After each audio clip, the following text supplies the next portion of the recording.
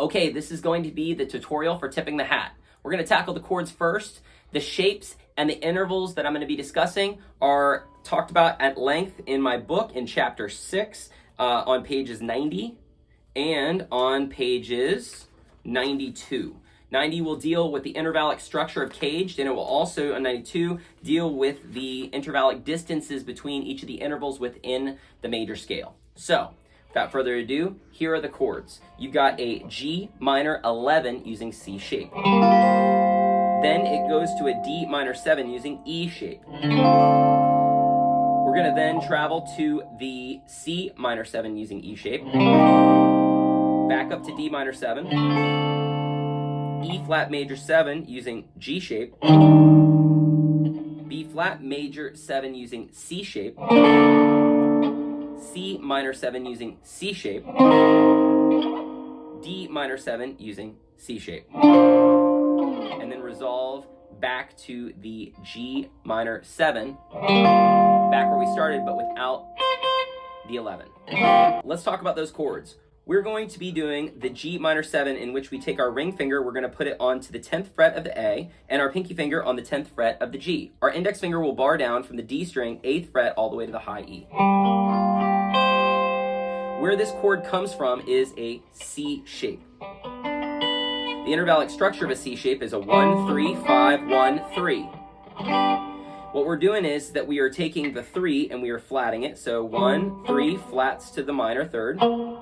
Then we're going to be taking this 5th here, 1, 3, 5, shifting it up to a 6, a whole step up. Then up again, a half step to the flatted 7. Leaving us with the 1, the flat 3, the flat 7, and then we are also going to be dealing with the root here. So 1, 3, 5, 1, and then this is the 3 of a normal C shape. Shift that up to the 4, half step.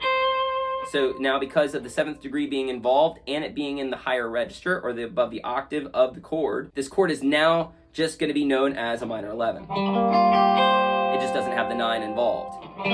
The next chord we're going to shift up to is the D minor 7 using E shape and the C minor 7 using E shape. These chord shapes can be found on page 94 in the book using E-shaped chords. And what we're dealing with is going to be the root, the 5th, the minor 7, then you have the minor 3rd, then you're going to have the 5th and the root again.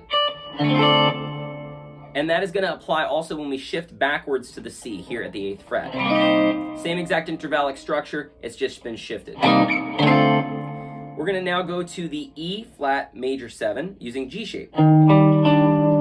Of the G shape, we're only using the E, A, and D strings for this chord shape that's been shifted up. Those intervals involved of that are 1, 3, and 5. We're going to take that 5, shift it up to the 6, and then up another whole step to the 7, leaving the root and the 3rd intact and adding in that major 7. It's just an E flat major 7, no 5. The next chord we're going to go to is the B flat major 7. This is going to do the same exact intervallic changes as the G shape. You have your 1, your 3, and your 5. We're going to shift up that 5 to a whole step to the 6, and then another whole step to the 7, leaving us with a B flat major 7, no 5.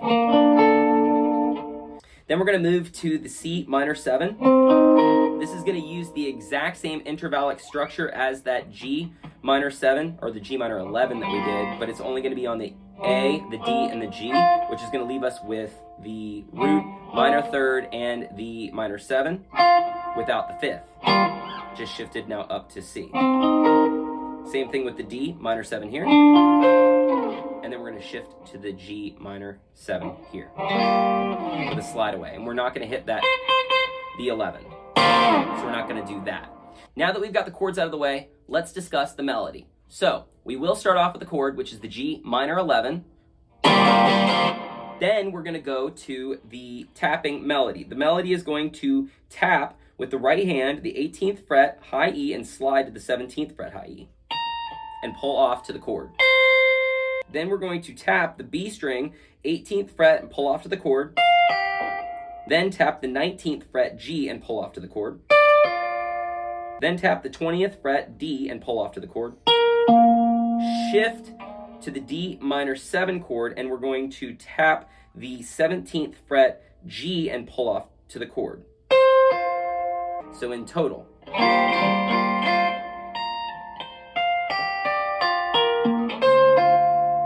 Then it's going to go to the D minor 7 with rhythms and the lead.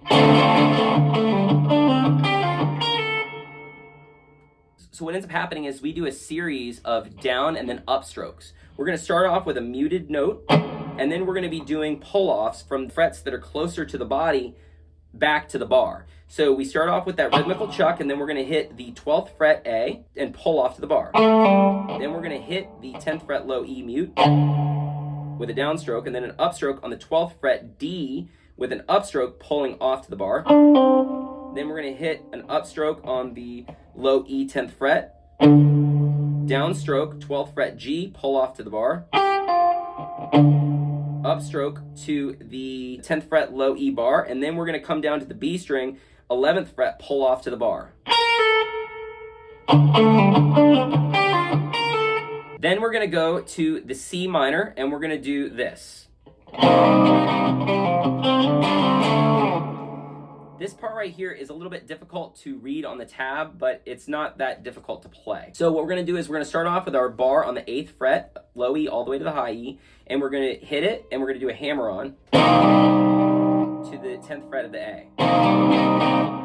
Then we're going to hit a muted note on the 8th fret, and then do a pull off from the 10th fret to the 8th fret of the A. And then go back to the muted 8th fret low E. So it's... Then we're going to hit the 10th fret of the D and slide up to 12 with the full chord involved. There is going to be some extraneous notes that come through when you do this while holding the chords. It's a little bit more articulated on the tab, so it's easier to understand what's going on. But just be aware there's going to be some extra notes that happen when you slide up that full chord. After that, then you're going to pull off from the 12th fret of the D to the 10th fret of the D, and then strike the D minor 7 chord. So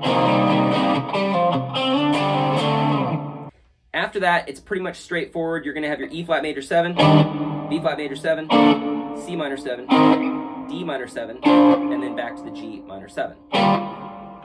However, it's going to do a series of rhythms. You're going to do a down up on the chord and then a down up rhythmical chuck until the very last chord, where there is no rhythmical chuck afterwards like the other ones. So you slide away, and then you do a rhythmical chuck, and then you do the G minor 7 with a slide away. And that is the tutorial for tipping the hat. Okay, hold on. You said you weren't going to chew gum. I know. Spin it! Okay. Like this. What? Daddy, put it on the back of your guitar. No one will see it. Ew! Done. Okay. No! All right, just push. Push All play. right, good. All right. Oh, you are Stop! Don't touch the amp, crazy kid. so nasty. Stop it! You're gonna mess things up. Okay. Okay. All right. Composure. Hi, my name is Tom Rodriguez, and I am the author of Unlock Your Lute. This book deals with a simple approach to guitar fretboard mechanics and walks you through how to visualize music theory through chord structures. If you're interested in purchasing my book, you can head over to my website at unlockyourlute.com. If you're interested in joining the Unlock Your Lute community, head over to my Patreon. There you can get access to resources including tabs and backing tracks for this song and many more to come. Links are found in the description. Please consider liking and subscribing if you haven't already. Also, remember to hit the bell icon if you want to be notified when new videos are uploaded. Don't be a stranger. If you have any questions, comment below.